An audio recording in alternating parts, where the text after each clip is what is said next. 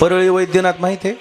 परळीमध्ये ज्ञानेश्वर महाराजाच्या काळामध्ये एक संत होऊन गेले. त्याचं नाव नागा महाराज होतं. नागा काय नाव होतं? नागा महाराज. त्या काळामध्ये एक मुस्लिमाचा राजा होता.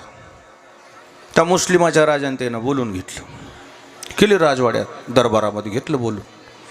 का महाराज म्हणले तुम्ही काय करता? देवदेव करतो म्हणले. काय होतं म्हणले? देवदेव केले ना. काय सांगा बाबा म्हणले आता याला? देवाचं दर्शन होतंय म्हणले. कुठं होतंय दर्शन? कुठं होतंय? देवळात बी होतंय बाहेर बी होतंय म्हणजे. कुठं होतंय? बाहेर होतंय म्हणजे कोणात होतंय? मग ढोरा वासरात बी होतंय, झाडा झुडपात बी होतंय, सगळीकडे देवाचं दर्शन होतंय. मग ज्यामध्ये तुम्हाला देव दिसला त्याचं त्या जनावराचं भेव वाटते का? म्हणले कशाला भेव वाटत? देवाचं भेव वाटत असते का? म्हणले मग माझ्या मुलाचं लग्न आहे, माझ्या मुलाला लग्नामध्ये बसायला वाघ घेऊन या. वाघ काय घेऊन या? वाघ. काय बसायला? कशावर बसायला? नवरदेव कशावर बसते लग्नात? घोड्यावर. हे म्हणले मला कशावर बसायचे? वाघावर. आता हो आणतो म्हणले. कोण्या दिवशी आणू म्हणले? लग्न आहे आता 2 दिवसाला. बरं म्हणले आणतो. आधीच आणून ठोका. नाही म्हणले टायमालाच आणा. बरं म्हणले. परळीचं डोंगर आहे, डोंगराच्या पलीकडूनच घर आहे. मोठंच मोठं वाघाच्या जाळ्याचं आहेत.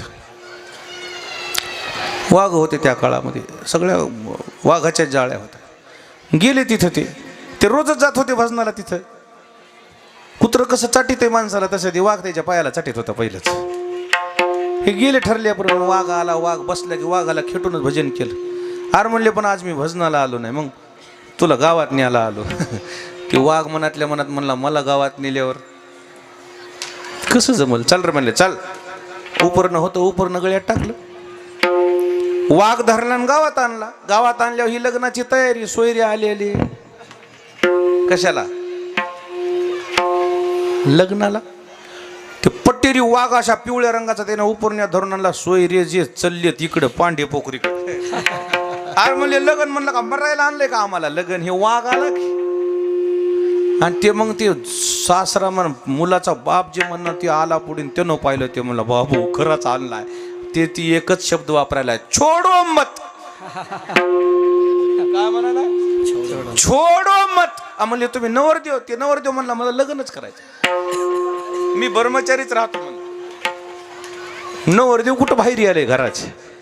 महाराज त्या राजानं जगमित्र नागा नावाच्या संताला साष्टांग दंडवत घातला मुस्लिमाचा असून.